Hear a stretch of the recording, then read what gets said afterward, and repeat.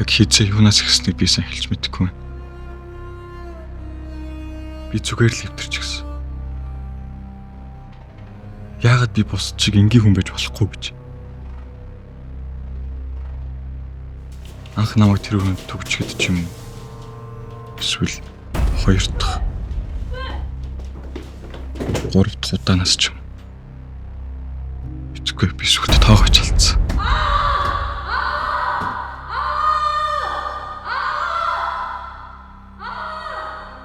Шүн унт хүртэл надад хэцүү байдаг болсон.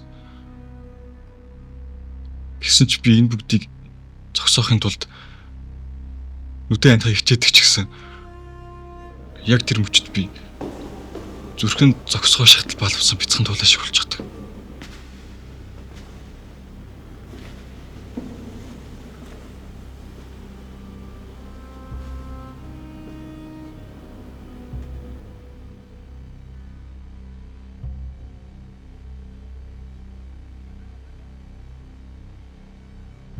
Өглөө болж энэ бүх тарчлал дууссан хэдий ч хэзээ хаанаас харанхуй бүрхэг гэсэн бодол.